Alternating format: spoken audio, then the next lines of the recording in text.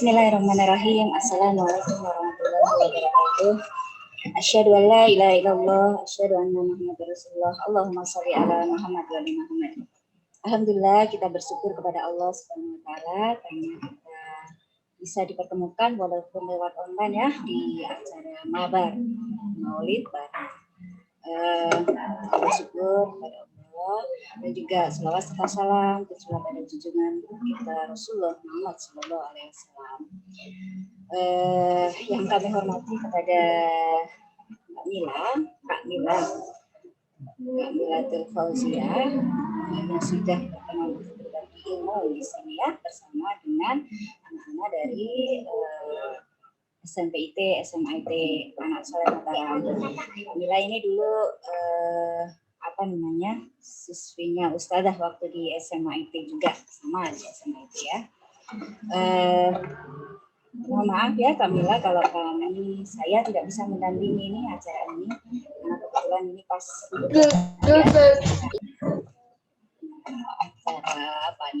acara ini ada di laut ini ya. Terima kasih kepada para Dewan Guru yang luar biasa ya memberikan waktunya dan mencurahkan tenaganya untuk acara ini sehingga acara ini berjalan dengan luar biasa. Dan juga kepada anak-anakku, barakallah kepada antum semua yang sudah hadir di sini, semoga Allah balas dengan kebaikannya.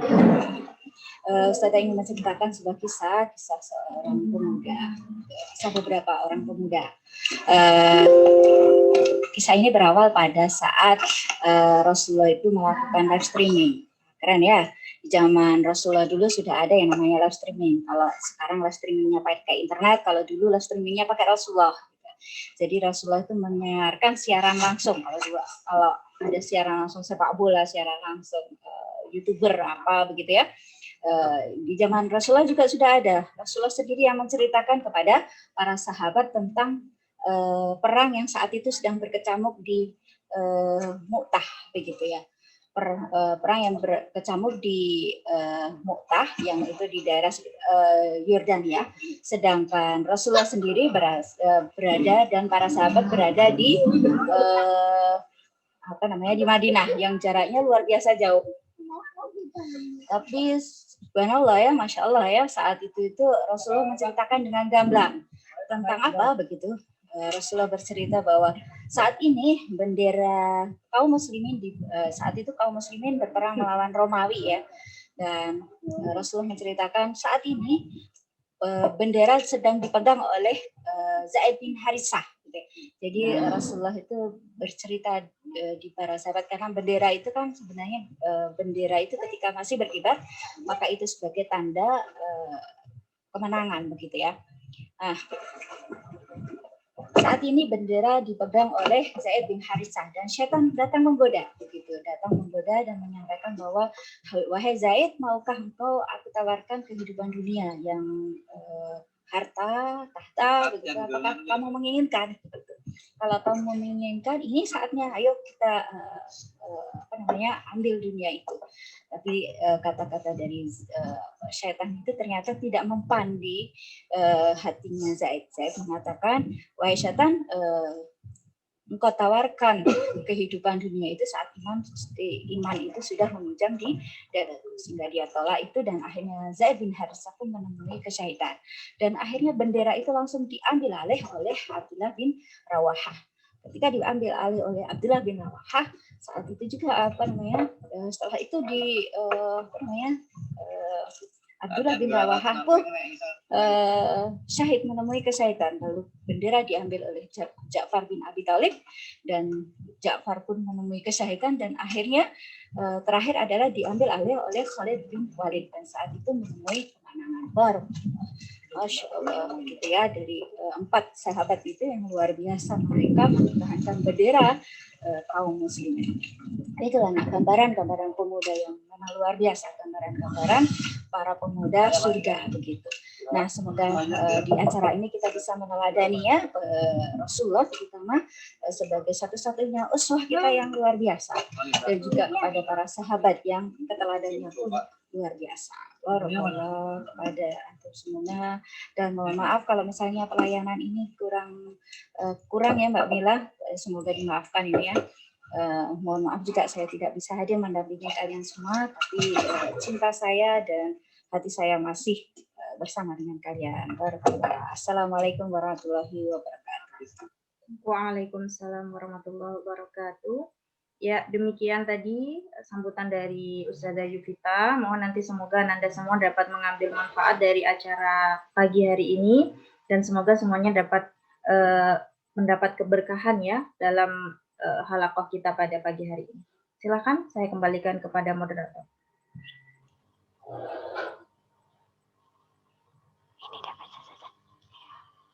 Terima kasih kepada Ustazah Yuvita atas sambutannya.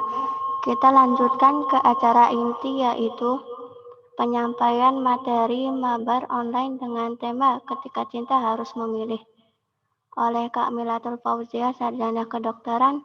Kepada Kamila, waktu dan tempat kami haturkan. Oke, bismillahirrahmanirrahim. Sebelumnya suara saya terdengar dengan jelas? Kedengar, Kak. Oke, sebenarnya jazakumullah khair kepada Bu Yuvita dan tim dari SMP IT dan SMA IT Anas Soleh Mataram yang telah memberikan kesempatan berharga ini kepada saya gitu ya, sebagai ajang silaturahmi kita semua gitu. Dan semoga acara hari ini bisa membawa barokah kepada kita semua. Bismillahirrahmanirrahim. Assalamualaikum warahmatullahi wabarakatuh. Waalaikumsalam warahmatullahi wabarakatuh. Alhamdulillahirabbil Innalhamdalillah nahmaduhu wa nasta'inuhu wa nastaghfiruh wa na'udzubillahi min syururi anfusina wa min sayyiati a'malina may yahdihillahu fala mudhillalah wa may yudlilhu fala hadiyalah. Asyhadu an la ilaha illallah wahdahu la syarikalah wa asyhadu anna Muhammadan abduhu wa rasuluh la nabiyya ba'dah. Rabbi shrah li sadri wa yassir li amri wahlul 'uqdatam min lisani yafqahu qawli. Alhamdulillahirrahmanirrahim, puji syukur kehadirat Allah Subhanahu wa Ta'ala yang masih terus-menerus memberikan cintanya kepada kita, memberikan nikmatnya kepada kita, baik itu nikmat Islam, nikmat iman, nikmat kesehatan, nikmat keluangan waktu, sehingga pada siang hari ini kita masih bisa menimba ilmu bersama gitu. Dan semoga kita senantiasa diberikan kesempatan oleh Allah untuk terus berbuat kebaikan dan kebermanfaatan. Dan kemudian sholawat serta salam semoga senantiasa tercurah kepada junjungan kita Nabi Muhammad SAW yang senantiasa terus kita teladani beliau, kita ikuti langkah dan sunnah beliau dengan terus mengharapkan perjumpaan, kemudian pengakuan dari beliau dan syafaat dari beliau di yaumul akhir nanti. Sebelumnya Afwan, ini nanti saya sampai pukul berapa ya?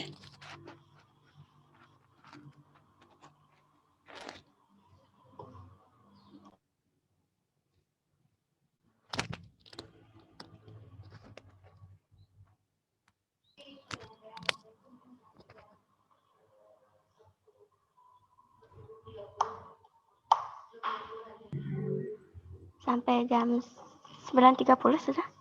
Oh, 10.30, Kak. Oh ya, berarti kalau waktu di sini 9.30 ya, saya di Jawa posisinya ya. Afwan boleh tolong ini apa namanya slide share untuk yang kemarin sudah mengirimkan file PPT.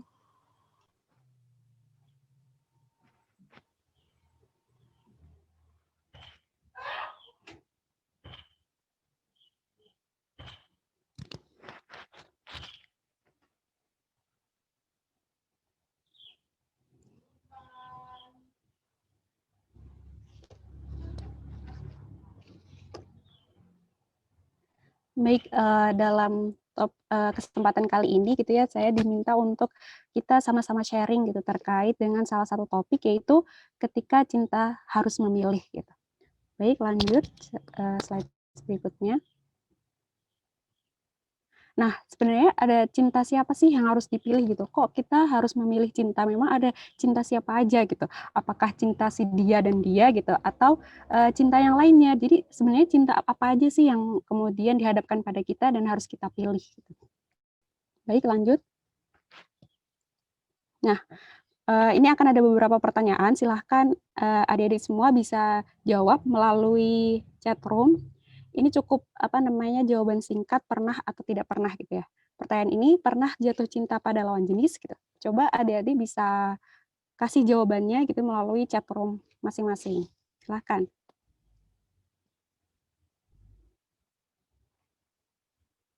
Oke, pernah. Ya, yang lainnya.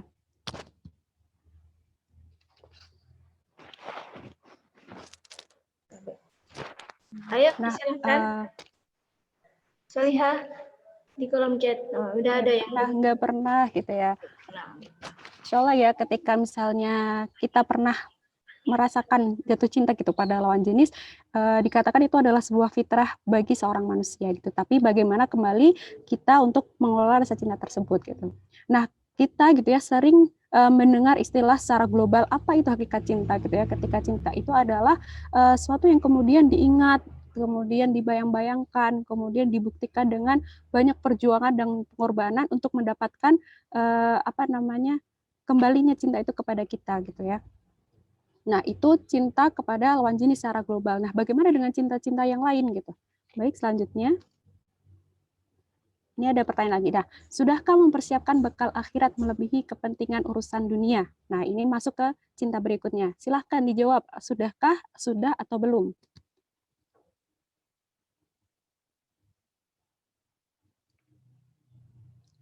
Yuk, dijawab melalui chatroom masing-masing. Sudah atau belum? Sudahkah mempersiapkan bekal akhirat melebihi kepentingan urusan dunia?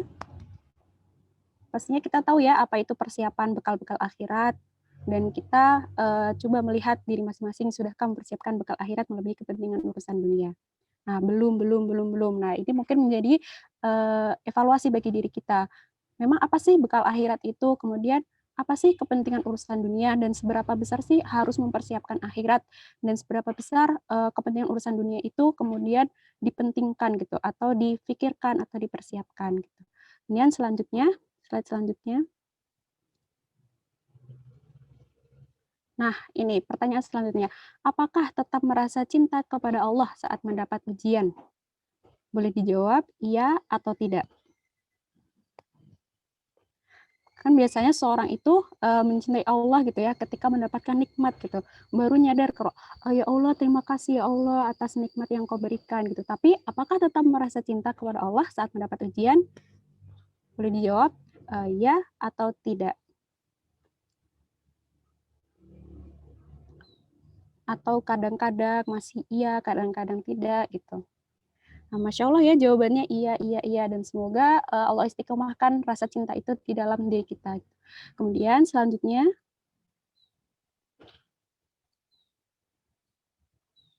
oke, pertanyaan terakhir. Seberapa besar rasa cintamu pada Rasulullah Shallallahu Alaihi Wasallam ketika dikasih rating 1 sampai 10? Coba tuliskan. Seberapa besar rasa cintamu pada Rasulullah? 10, insya Allah, 10, 10, Masya Allah. Oke, alhamdulillah 10. Dan semoga jawaban-jawaban tadi benar gitu ya, bahwasanya memang sebegitu besar rasa cinta kita kepada Rasulullah, dan semoga rasa cinta itu memang benar-benar terbukti ya, bukan hanya sekedar dari lisan kita yang menyampaikan bahwasanya kita cinta kepada Rasulullah, tapi memang kita buktikan dengan keteladanan Rasulullah itu benar-benar kita teladani. Baik, selanjutnya, slide selanjutnya. Insya Allah. Nah, dari tadi ya ada beberapa cinta tadi, dari kepada lawan jenis, kepada Allah, dan kepada Rasulullah. Jadi sebenarnya cinta siapa sih yang harus kita pilih gitu ya, sebagai seorang muslim gitu, sebagai seorang mukmin, siapa sih cinta yang harus kita utamakan, siapa cinta yang harus kita pilih gitu. Baik, selanjutnya. Dan ini jawabannya gitu ya. Dalam sebuah hadis dari Zaid bin Sabit radhiyallahu an, beliau berkata gitu ya, kami mendengar Rasulullah SAW bersabda, barang siapa yang menjadikan dunia tujuan utamanya, maka Allah akan mencerai-beraikan urusannya di dunia dan menjadikan kemiskinan atau tidak pernah merasa cukup di hadapannya. Padahal dia tidak akan mendapatkan harta benda duniawi melebihi dari apa yang Allah tetapkan baginya. Dan barang siapa yang menjadikan akhiratnya tujuan utamanya, maka Allah akan menghimpun urusannya menjadikan kekayaan atau selalu merasa cukup dalam hatinya, dan harta benda duniawi datang kepadanya dalam keadaan rendah atau tidak bernilai di hadapannya. Hadis riwayat Ibnu Majah. Ini hal yang kemudian ketika diringkas gitu ya, sering kita mendengar ketika kita mengejar akhirat, maka dunia akan mengikuti gitu. Tetapi ketika kita mengejar hanya dunia, ya hanya dunialah yang kita dapatkan gitu ya. Singkatnya dari hadis ini gitu. Tetapi dijelaskan gitu ya, apa sih sebenarnya yang Rasulullah maksud gitu ya dari sabda beliau gitu dalam hadis ini. Ketika gitu ya orang yang cinta kepada akhirat gitu ya, maka akan Allah tetapkan rezeki ini untuk kemudian diperoleh tanpa susah payah gitu, akan datang istilahnya akan datang dengan sendirinya gitu ketika kita sudah berusaha dan diniatkan untuk Allah dan untuk akhirat gitu. Berbeda gitu dengan orang yang selalu mengejar ambisi dunia gitu, dia akan memperoleh nikmat itu atau rezeki itu akan dengan sangat kesusahan, dengan kepayahan. Karena apa? Dia tidak pernah merasa puas gitu, kayak kurang lagi, udah dapat ini, kurang lagi, kurang terus gitu, kayak nggak pernah ada puasnya gitu. Jadi dia akan merasa kenapa ya mengajar dunia ini rasanya kayak capek gitu, lelah gitu ya, karena dia tidak merasa puas, itu tidak merasa cukup. Sedangkan sebenarnya Allah sudah cukupkan bagi dia karena sudah ada takarannya masing-masing gitu. Bahkan gitu ya dalam Ibnu Qayyim al-Jauziyah gitu menjelaskan gitu, ketika seorang itu mencintai dunia secara berlebihan, maka dia tidak akan lepas dari 3 hal, yaitu apa? Kekalutan yang selalu menyertainya, kepayahan yang tiada henti, dan penyesalan yang tiada berakhir gitu. Naudzubillah ya, ketika kita sangat mencintai dunia gitu dan diliputi dengan 3 hal tadi gitu, dan kita tidak bisa membayangkan bagaimana hidup kita yang tidak akan pernah tenang gitu, karena sejatinya gitu ya, kekayaan diri kita itu adalah dalam jiwa kita gitu, dalam keimanan kita kepada Allah Subhanahu wa taala. Jadi cinta dunia atau akhirat, insya Allah cinta akhirat ya, dan kezuhudan dalam kehidupan dunia. Baik, selanjutnya. Nah, cinta pada Allah dan Rasulullah gitu. Dalam sebuah hadis gitu ya dari Anas radhiyallahu an, Nabi Muhammad SAW bersabda, 3 hal barang siapa memilikinya maka ia maka ia akan merasakan manisnya iman, yaitu menjadikan Allah dan Rasul-Nya lebih dicintai dari selainnya, mencintai seorang semata-mata karena Allah, dan benci kembali kepada kekufuran, sebagaimana bencinya ia jika dilempar ke dalam api neraka. Hadis riwayat Bukhari Muslim. Masya Allah ya gitu. Kita sebagai seorang mukmin pastinya akan ingin gitu ya merasakan seberapa manisnya iman gitu. Bagaimana sih nikmatnya ketika memang kita mendapatkan barokah iman gitu. Dan di sini Rasulullah sudah menjelaskan gitu, ketika kita ingin mendapatkan manisnya iman, ada 3 hal gitu yang harus kita miliki. Pertama yaitu mencintai Allah dan Rasul-Nya melebihi cinta-cinta yang lain gitu. Kemudian yang kedua adalah mencintai seseorang semata-mata karena Allah gitu, bukan karena hal lain atau karena sesuatu gitu. Dan kemudian benci kembali kepada kekufuran sebagaimana bencinya ia jika dilempar ke dalam api neraka. Nah, di sini disandingkan gitu bahwasanya cinta Allah dan Rasul-Nya. Jadi ketika kita sudah berikrar akan mencintai Allah gitu, bersaksi bahwa tidak ilah selain Allah, kita mengakui Allah sebagai ilah kita, maka sebagai konsekuensinya kita juga harus mencintai Rasul-Nya gitu. Siapa itu? Rasulullah Muhammad SAW gitu. Ini adalah satu kesatuan gitu ya, ketika mencintai Allah maka mencintai Rasul. Baik, selanjutnya. Nah, bagaimana sih cara mencintai Allah gitu ya? Nah, dalam surah Ali Imran ayat 31 gitu ya, di Allah firmankan gitu ya kepada kita melalui Al-Qur'an. Qul in kuntum tuhibbunallaha fattabi'uni yuhibbukum wa yaghfir lakum dzunubakum gitu ya. Katakanlah Muhammad gitu. Jika kamu benar-benar mencintai Allah, maka ikutilah aku. Niscaya Allah akan mengasihi dan mengampuni dosa-dosamu. Allah Maha Pengampun lagi Maha Penyayang. Di sini benar-benar dijelaskan gitu ya, titik beratkan gitu. Kalau kita benar-benar mencintai Allah ya, di sini ada kata benar-benar gitu. Serius, kita benar-benar serius mencintai Allah, maka ikutilah aku, ikutilah Nabi Muhammad gitu ya. Mengikuti Nabi Muhammad ini dalam artian apa gitu, kemudian kita mengikuti langkah-langkah beliau gitu ya, sunnah-sunnah beliau, mengerjakan sunnah-sunnah gitu ya, kemudian meneladani gitu kisah-kisah beliau, kemudian meneruskan langkah perjuangan dakwah beliau gitu ya dalam kemampuan kita gitu, dengan cara kita melalui bidang kita masing-masing gitu. Dan apa sih gitu ya ketika kita mencintai Allah gitu ya dengan mengikuti Nabi Muhammad, apa yang akan kita dapat gitu. Nggak maulah kalau misalnya cintanya cuman tidak berbalas gitu ya kalau bahasanya. Kalau manusia kan masih seperti itu ya, memberikan sesuatu karena ingin mendapat sesuatu gitu. Kadang kita ini kurangnya kita adalah seperti itu. Kita melakukan sesuatu karena sudah dipamerkan sesuatu gitu. Dan tapi Allah sudah menjanjikan balasan terlebih dahulu, yaitu kalau kita benar-benar mencintai Allah, kemudian mengikuti Rasulullah, maka Allah akan menyayangi kita gitu, mengasihi kita dan mengampuni dosa-dosa kita gitu.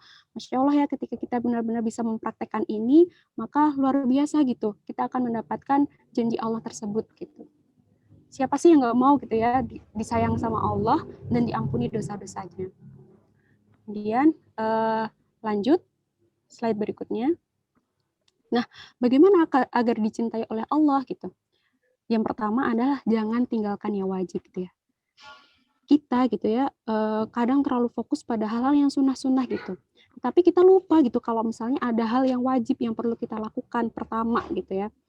Apa sih hal wajib gitu ya, misalnya sholat gitu ya, sholat awal waktu gitu ya, tidak menunda-nunda sholat, kemudian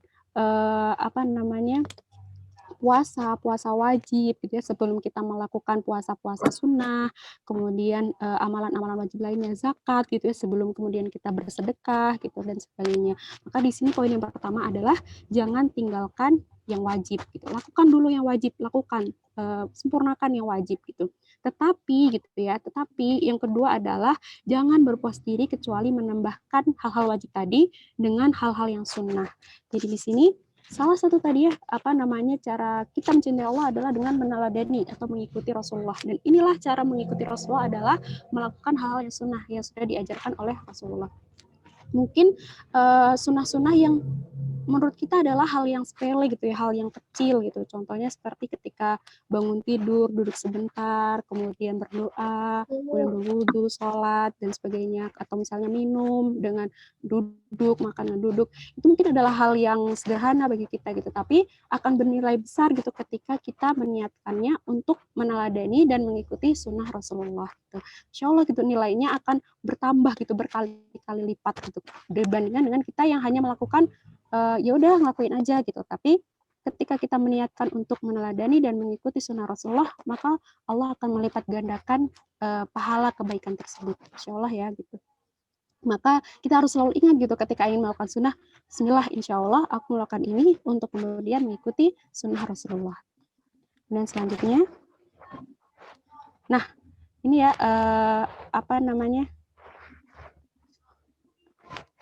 ini ada yang sebelumnya, slide sebelumnya. Nah, cinta pada Rasulullah gitu. Tadi setelah kita membahas tentang cinta pada Allah, tadi disandingkan ya, cinta pada Allah itu disandingkan dengan cinta pada Rasulullah. Nah, dalam sebuah hadis gitu ya dari Anas radhiyallahu an, Rasulullah bersabda, tidak sempurna keimanan seseorang di antara kalian hingga ia lebih mencintai aku daripada kedua orang tuanya, anaknya, dan manusia semuanya. Kita tahu ya bagaimana perintah untuk kemudian kita mencintai dan berbakti kepada orang tua kita itu adalah suatu hal yang sangat besar gitu. Tetapi ada yang kemudian disyariatkan, yaitu mencintai Rasulullah melebihi cinta kepada kedua orang tua kita gitu. Bagaimana kemudian kita ketika mencintai orang tua kita gitu ya dengan sangat tulus gitu, dengan kemudian memberikan bukti-bukti kecintaan kita gitu ya, dengan memberikan kasih sayang terbaik gitu. Nah, bagaimana kita dengan membuktikan cinta kita kepada Rasulullah gitu? Apakah kemudian sudah melebihi cinta kita kepada orang tua kita, atau masih sama saja, atau bahkan belum seperti itu gitu? Bahkan gitu ya dari sebuah kisah gitu ya, ketika itu Abu Bakar menghampiri Rasulullah gitu. Ya Rasulullah, sungguhnya aku mencintaimu sama seperti aku mencintai diriku sendiri gitu. Kemudian kata Rasulullah apa? Itu belum cukup gitu kata Rasulullah. Lalu bagaimana ya Rasulullah gitu?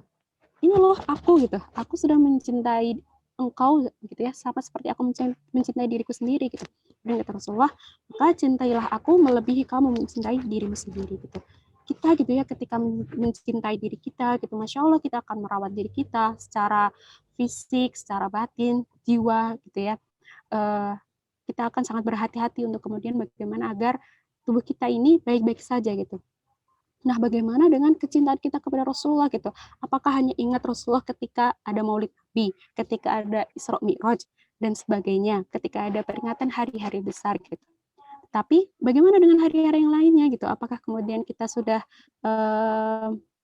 mempelajari gitu ya bagaimana Rasulullah kemudian meneladani beliau, kemudian berazam gitu ya, berniat kuat untuk kemudian melanjutkan langkah dakwah beliau gitu. Itu semua yang kemudian perlu kita evaluasi bersama gitu ya tentang diri kita gitu. Nah, selanjutnya bagaimana gitu kisah sahabat dan sahabiah dalam mengekspresikan bukti rasa cintanya pada Rasulullah SAW gitu ya.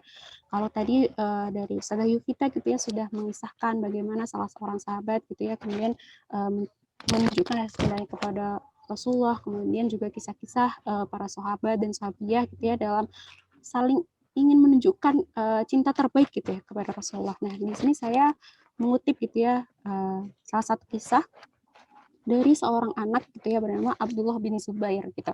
Ada yang tahu ini anaknya siapa gitu beliau Abdullah bin Zubair ini?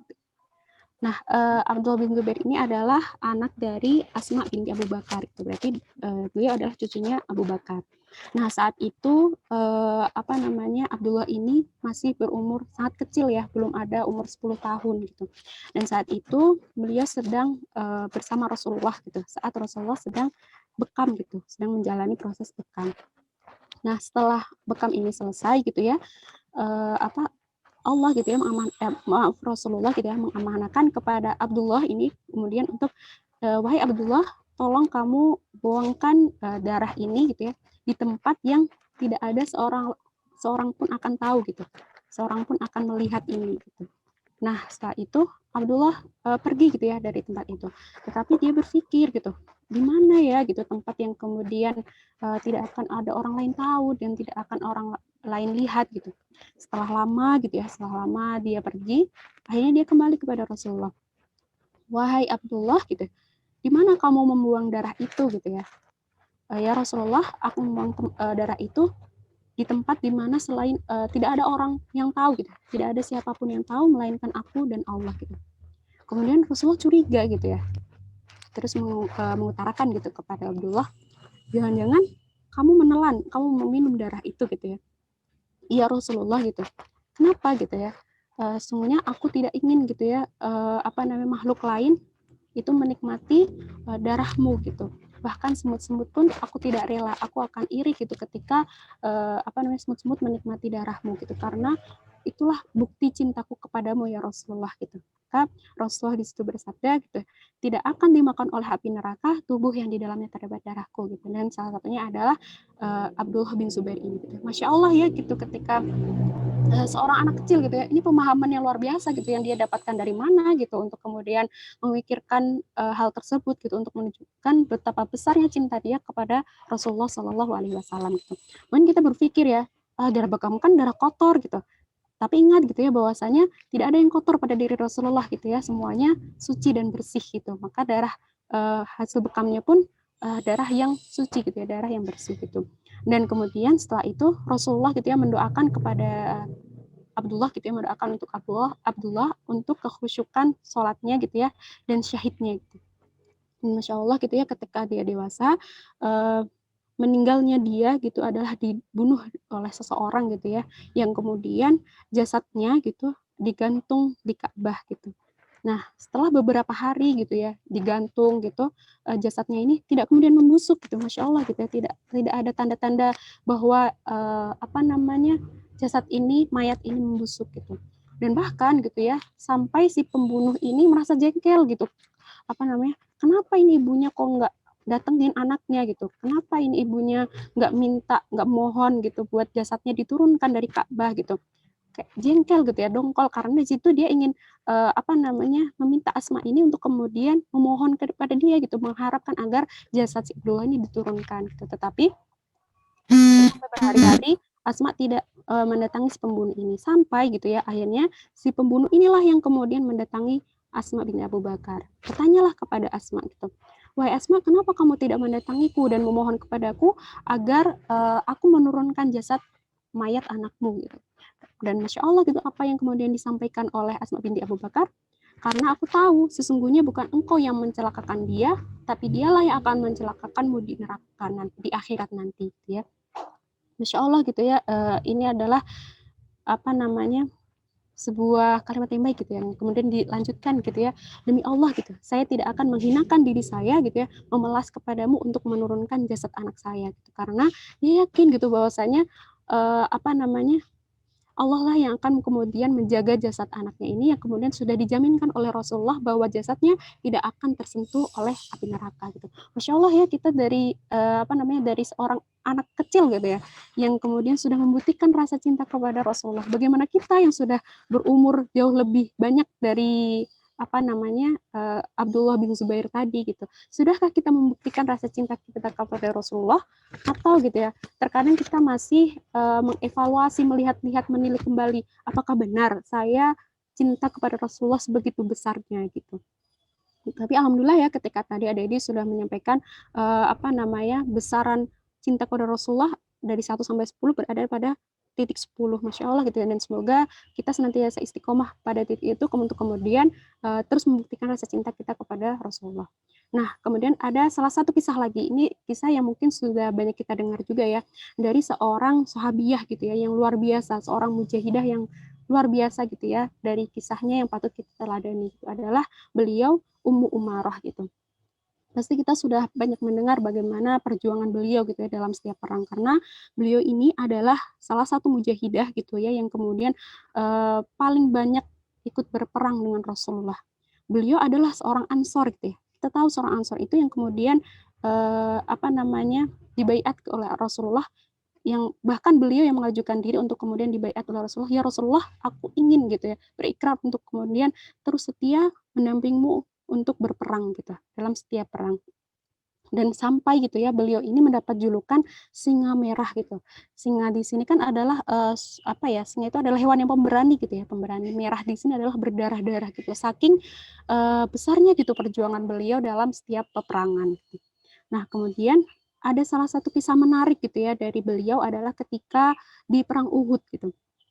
Kita tahu ya bagaimana kisah perang Uhud, perjalanan perang Uhud yang saat itu pasukan Muslim gitu ya akan mengalami kekalahan gitu ya, sudah kemudian saling berpencar kemana ke sana sini gitu ya, sudah tidak lagi menghiraukan gitu ya ucapan komandannya gitu ya. Dan saat itu pasukan kaum muslimin ini gitu ya sudah terpukul mundur gitu dan berbondong-bondong untuk naik ke atas bukit gitu. Dan Ummu Amarah ini kemudian sadar gitu bahwasanya Rasulullah tidak ada dalam rombongan yang kemudian naik ke atas bukit gitu. Dia menyadari bahwasanya Rasulullah tertinggal di bawah gitu. Dan akhirnya dia dan beberapa orang yang sedikit, tidak kesemuanya ya, hanya beberapa orang kemudian turun gitu untuk menghampiri Rasulullah. Dan kondisi saat itu gitu ya, Ummu Umarah ini sudah tidak memiliki pedang gitu, sudah tidak memiliki alat peperangan sama sekali. Tapi Masya Allah gitu ya, dia sudah berikrar untuk kemudian melindungi Rasulullah. Dan bagaimana cara beliau melindungi Rasulullah? Adalah ketika saat itu musuh sudah akan menebaskan pedang pada Rasulullah, maka beliau, si Ummu Umarah ini, melindungi Rasulullah dengan tubuhnya. Berkali-kali gitu ya, sampai lebih dari 20 sayatan pedang dan tombak. Gitu. Dan tiap kali sayatan itu, beliau bukannya merasa kesakitan, tidak gitu, tetapi beliau melihat bagaimana ekspresi wajah Rasulullah ketika Rasulullah baik-baik saja, maka dia bahagia gitu. Masya Allah gitu ya. Apa kabar dengan kita gitu yang kadang tergores pisau atau luka apa saja itu tuh sudah merasa kesakitan gitu ya. Bagaimana dengan pedang gitu ya? Pedang itu beda dengan peluru. Ketika peluru seorang tertembak peluru kemudian mengenai bagian vital, maka orang itu akan meninggal gitu. Tetapi tidak dengan sayatan pedang dan tombak gitu ya. Ketika sudah terluka oleh sayatan pedang yang tidak, bukan hanya segores gitu ya, bahkan dalam gitu, bahkan dikisahkan gitu ya kalau misalnya Ummu Umarah ini banyak tertebas pada bagian lehernya gitu ya dan bagian punggung-punggungnya. Dan Masya Allah gitu ya, pastinya berdarah-darah gitu, banyak sekali sayatan, lebih dari 20 sayatan gitu. Nah, kemudian kembali gitu ya ke tenda, saat itu dirawat gitu ya, Rasulullah dirawat di sebuah tenda dan Ummu Umarah dirawat di tenda lain.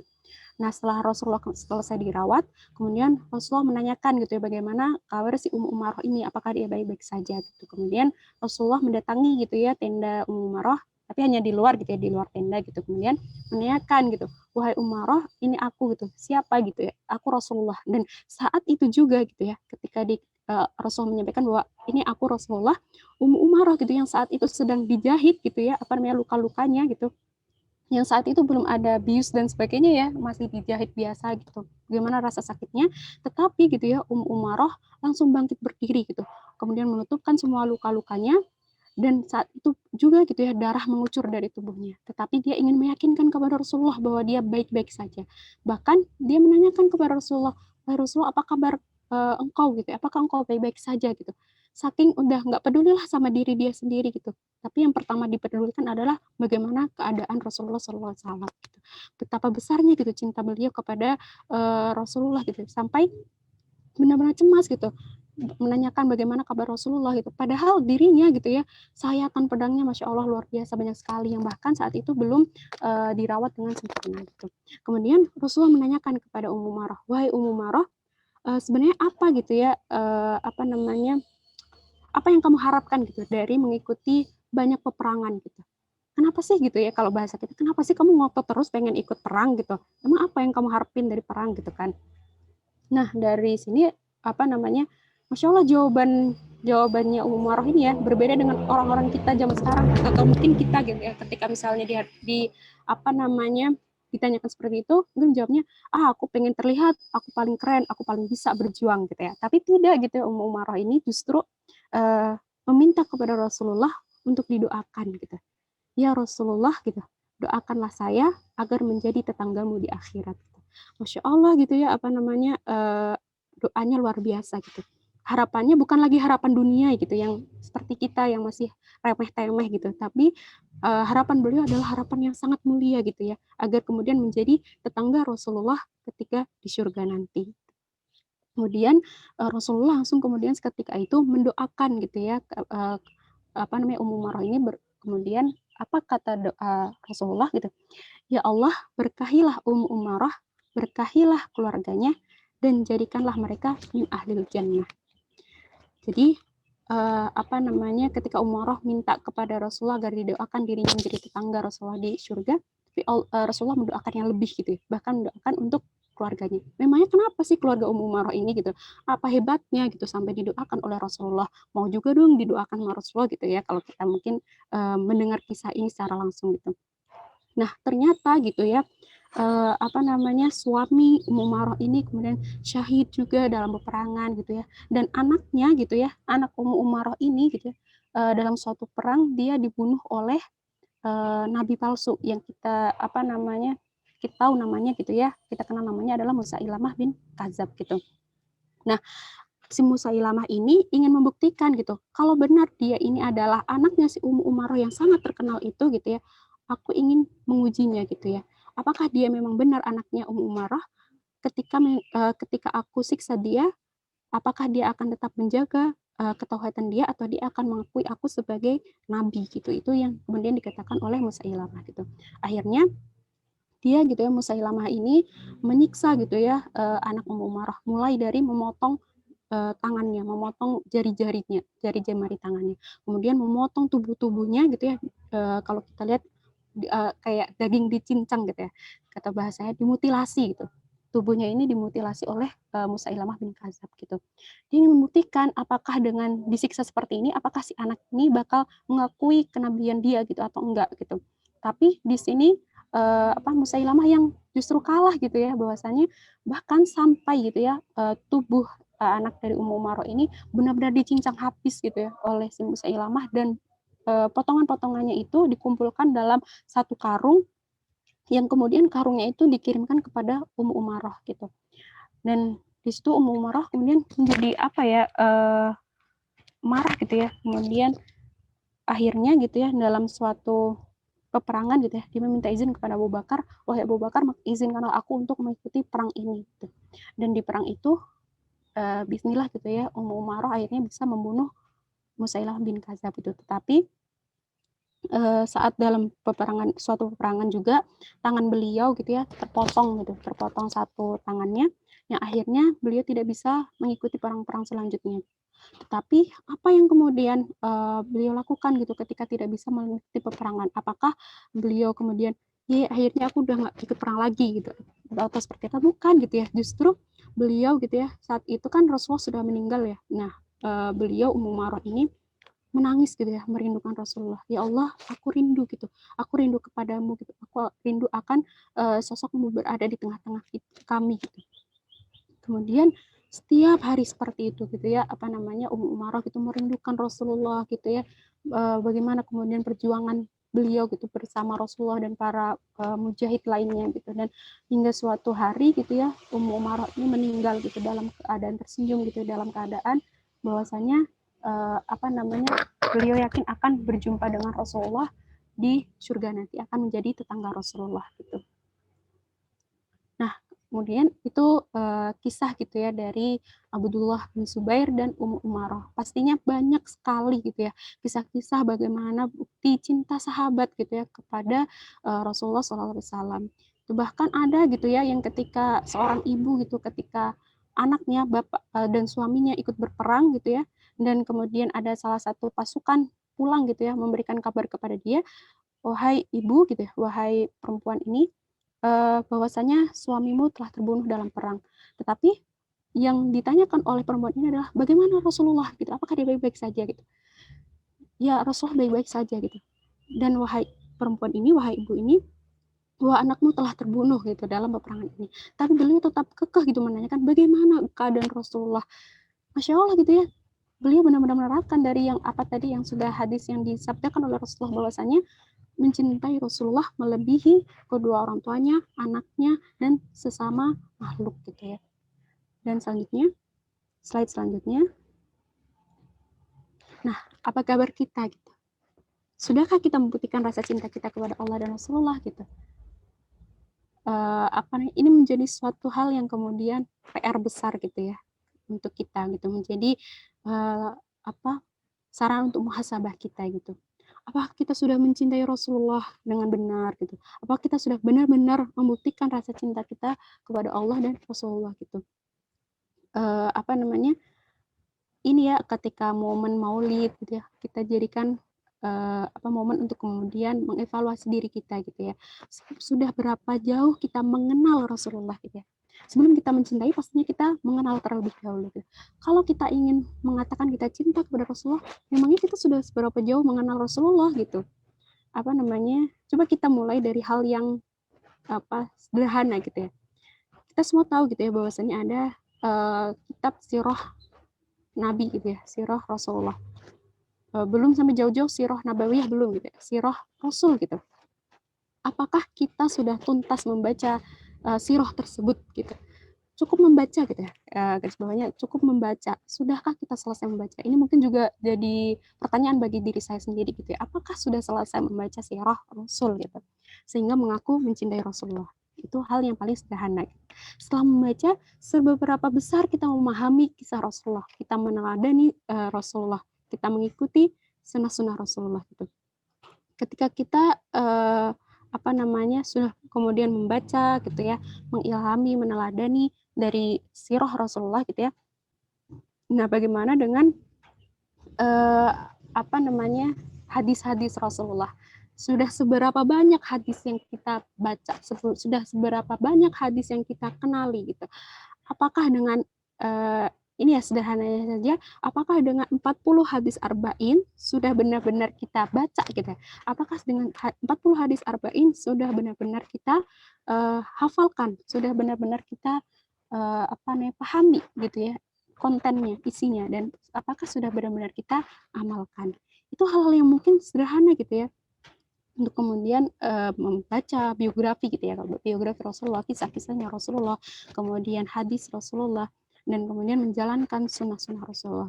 Karena banyak sekali gitu ya wujud ekspresi cinta kita kepada Rasulullah. Banyak orang yang kemudian mengekspresikannya dengan bersolawat, kemudian dengan memperbanyak amalan sunnah gitu ya, dengan mungkin satu pokok amalan sunnah yang dia paling unggulkan gitu. Misalnya ketika banyak ya amalan-amalan sunnah, misalnya kemudian tersenyum, kemudian bernilai sedekah, kemudian ketika misalnya adab makan, adab minum, adab kemudian bersama orang lain gitu.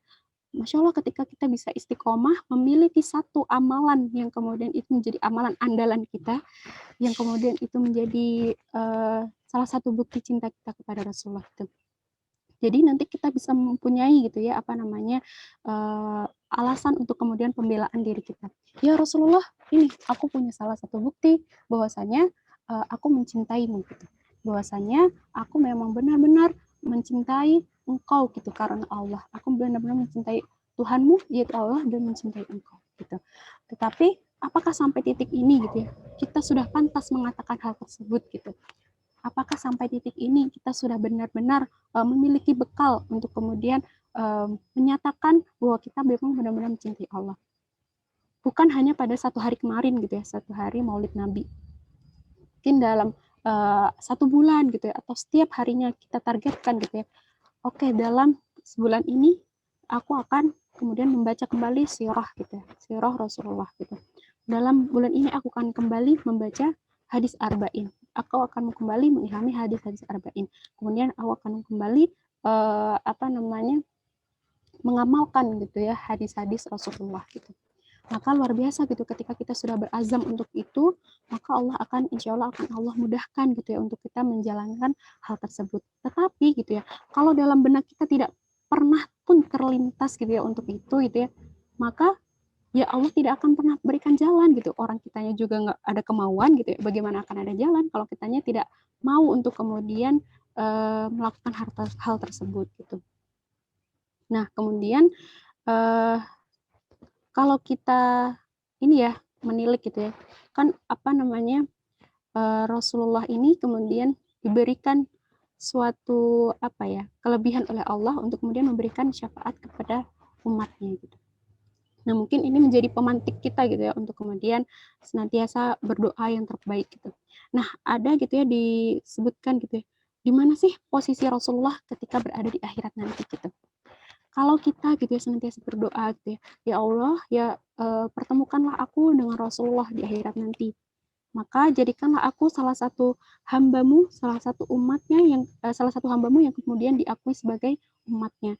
Maka jadikanlah aku sebagai hambamu, gitu ya, sebagai salah satu hambamu yang engkau izinkan untuk memperoleh syafaatnya. Memangnya di mana sih gitu ya posisi Rasulullah ketika di akhirat gitu ya, sampai kita bisa meminta seperti itu kepada Allah SWT. Nah disebutkan gitu ya, ketika di akhirat nanti kita akan bertemu gitu ya, insya Allah bertemu kepada Rasulullah gitu ya, akan menemukan Rasulullah yaitu di 3 tempat gitu ya. Ketika di padang mahsyar gitu ya. Di mana posisi Rasulullah yaitu ada di Telaga Kausar gitu. Di sanalah gitu ya, bahkan Rasulullah kita menjanjikan kepada seorang sahabat gitu ya. Ketika sahabat saat itu bertanya kepada Rasulullah, "Ya Rasulullah gitu. Ketika nanti di padang mahsyar saya gitu ya ingin bertemu dengan engkau, ingin berjumpa dengan engkau, maka di mana aku harus mencarimu ya Rasulullah gitu." Maka Rasulullah menjawab gitu ya, temulah aku di Telaga Kausar gitu. Ketika saat di padang mahsyar gitu ya ada satu tempat bernama Telaga Kausar, maka disitulah posisi Rasulullah gitu. Kemudian yang kedua gitu ya, ketika perjalanan akhirat itu kan perjalanannya panjang ya gitu, dari kemudian di padang mahsyar kemudian berlanjut ke Sirat gitu ya, ke jembatan gitu ya di Sirat. Ini Masya Allah gitu ya adalah keutamaan seorang Rasulullah gitu. Ketika gitu ya ribuan nabi yang lain gitu ya, nabi-nabi yang lain itu diposisikan oleh Allah di ujung gitu ya, di ujung Sirat gitu ya, di ujung akhir Sirat gitu ya. Sirat itu kan panjang sekali ya, kita kalau misalnya diibaratkannya itu panjang sekali gitu, dan para nabi selain Rasulullah ini kemudian diletakkan atau diposisikan oleh Allah di paling ujung akhir gitu. Nah, bagaimana dengan Rasulullah gitu? Masya Allah gitu ya, Rasulullah diberikan keistimewaan oleh Allah untuk kemudian berada di ujung awal atau ujung pembuka atau gerbang pembuka Sirat tersebut. Untuk apa gitu ya?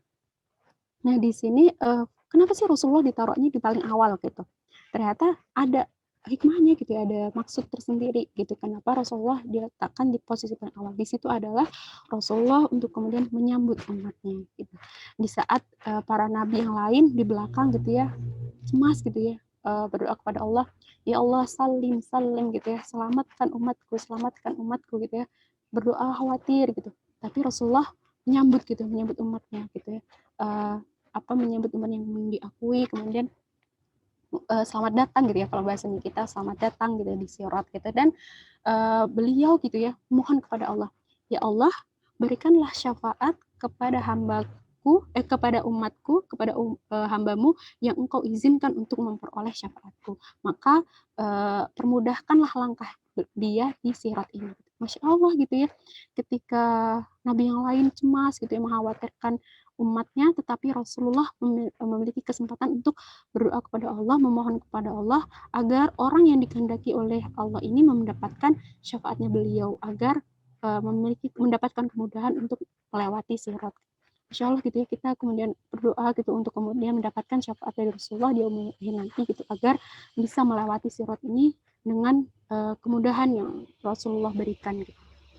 Nah, kemudian tempat ketiga gitu ya, tempat ketiga Rasulullah adalah ketika di jannah gitu, di surga. Di manakah gitu ya posisi Rasulullah ketika di surga? Rasulullah menyampaikan gitu ya, bahwasanya posisi Rasulullah gitu ya adalah di Firdaus al-A'la, di Firdaus tertinggi gitu. Maka Rasulullah gitu ya menyampaikan kepada umatnya gitu, maka wahai umatku gitu ya, wahai umatku, ketika engkau berdoa, ketika engkau memohon tempat surga, maka mohonlah untuk ditempatkan di Firdaus tertinggi, karena disitulah tempatku gitu ya. Ketika engkau ingin berada gitu ya, bersanding denganku, maka berdoalah untuk ditempatkan di Firdaus tertinggi gitu. Maka gitu ya, ketika kita ingin gitu ya bertetangga dengan Rasulullah gitu di mahsyar, di sirat, di jannah gitu ya, kita senantiasa berdoa gitu ya, dan kemudian kita membuktikan cinta kita kepada Rasulullah. Kita terus senantiasa gitu ya mencintai Rasulullah gitu, dengan apa tadi gitu ya, dengan kemudian mengikuti sunnah beliau gitu ya, kemudian berusaha semaksimal mungkin untuk kemudian melanjutkan perjuangan dakwah beliau gitu, yang tentunya gitu ya cinta tadi gitu ya, cinta kita kepada Rasulullah itu kita wujudkan gitu dengan cara yang baik gitu, dengan cara yang kemudian disyariatkan dan oleh Islam dan diajarkan oleh Rasulullah. Banyak sekali gitu wujud ekspresi cinta gitu, tinggal kita yang milih mau yang mana gitu. Kalau misalnya mau ya yang banyak sekalipun gitu ya, wujud cinta kita kepada Rasulullah, banyak kok, nggak terbatas gitu, karena wujud cinta kita kepada Rasulullah itu tidak ada yang kemudian dibilang bid'ah gitu, tapi selagi kita itu sesuai dengan syariat Islam gitu ya. Jadi perbanyaklah, ayo kita sama-sama menabung gitu ya, menabung bukti cinta kita kepada Allah dan Rasulullah gitu ya. Banyak-banyak bersolawat, kemudian banyak-banyak mengikuti sunnah Rasulullah gitu, dan kemudian berusaha gitu ya untuk kemudian mengikuti jejak dan melanjutkan perjuangan dakwah Rasulullah di zaman sekarang gitu. Mungkin itu ya sedikit yang bisa saya sampaikan gitu ya, dan semoga apa-apa yang sudah saya sampaikan tadi bisa menjadi pengingat gitu ya bagi kita semua, terutama bagi diri saya sendiri, untuk kemudian melihat gitu ya, menilik dalam diri kita gitu ya, seberapa besar sih gitu rasa cinta kita kepada Allah dan Rasulullah gitu. Apakah iya gitu kita sudah benar-benar mencintai Rasulullah gitu, apakah iya kita sudah benar-benar mencintai Allah gitu, sedangkan apa gitu yang kemudian kita lakukan dalam sehari-hari kita ternyata naudzubillah gitu ya masih jauh dari kata cinta kepada Rasulullah, masih jauh dari kata bukti cinta kita kepada Allah Subhanahu wa taala. Maka kita sama-sama berdoa gitu ya, semoga hadirnya kita gitu ya dalam majelis hari ini semoga menjadi salah satu bukti kita cinta kepada Allah dan Rasulullah gitu, dan mudah-mudahan gitu ya Allah senantiasa menambahkan gitu dan menumbuhkan rasa cinta itu gitu ya dalam hati kita gitu, sehingga setiap hari gitu ya semakin baik amal ibadah kita, semakin baik, semakin banyak amal soleh kita, dengan tadi gitu ya Allah terus menurunkan rasa cintanya kepada kita. Ketika Allah sudah menurunkan rasa cintanya kepada seorang hamba gitu ya, maka tenanglah gitu, tentramlah hati seorang hamba tersebut, dan segala aktivitasnya gitu, segala hidupnya, segala hari-harinya ini akan menjadi terasa lebih ringan gitu. Maka Masya Allah, ketika kita sudah merasa mendapatkan cinta dari Allah, maka jagalah cinta itu ya, dengan kemudian menjaga tadi hal-hal yang wajib dan menambahkan hal-hal yang sunnah, itu dengan kemudian mengikuti jejak Rasulullah Shallallahu Alaihi Wasallam. Mungkin itu sedikit yang bisa saya sampaikan. Afan minkum, ketika masih banyak kesalahan dan kekurangan gitu kepada Allah mohon ampun. Syukron. Afan minkum. Wassalamualaikum warahmatullahi wabarakatuh. Waalaikumsalam warahmatullahi wabarakatuh. Terima kasih kepada Kamila atas penyampaian materinya. Selanjutnya kita buka sesi diskusi.